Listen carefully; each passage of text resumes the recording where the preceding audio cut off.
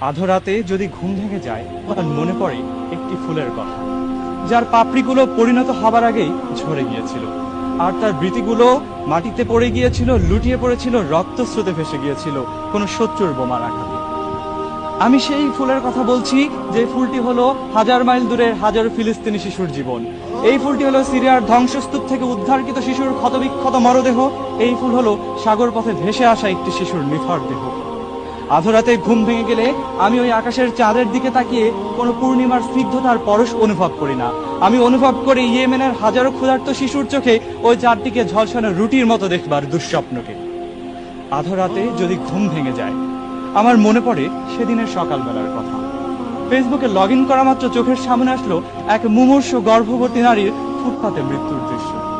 ওই নারী সারাটি রাত ধরে হাসপাতালগুলোর দ্বারে দ্বারে ঘুরেছিল তার সন্তানটিকে পৃথিবীর আলো দেখাবার জন্য।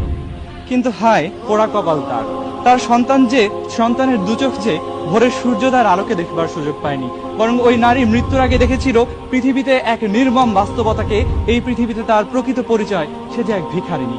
আধরাতে যদি ঘুম ভেঙে যায় মনে পড়ে সেদিনের সেই শ্বাসরুদ্ধকর বিকেলের কথা। আমি বেলকুনিতে দাঁড়িয়ে আছি, কোন এক অজানা বিয়োগ ব্যথা যেন ছুঁয়ে যেতে লাগলো আমার হৃদয়কে। আমার বড় ভাই, যার বয়স কিনা সবেমাত্র 26, ওকে 2 সপ্তাহ আগে সিটি কর্পোরেশনের লোকেরা এসে নিয়ে গিয়েছে বাধ্যতামূলক আইসোলেশনে।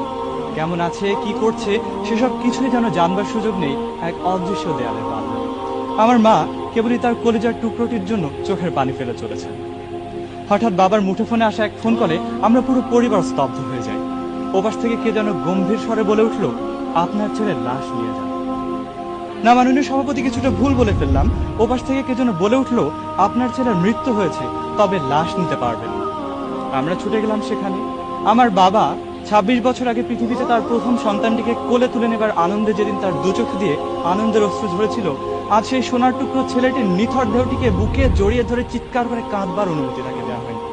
যার বিনা আমার রোজ শুক্রবার বিকেলের আড্ডায় কফির কাপে চুমুক দেওয়া হতো না, আজ সেই ভাইয়ের কফিনটুকু ছুঁয়ে দেখবার অনুমতি আমার নেই।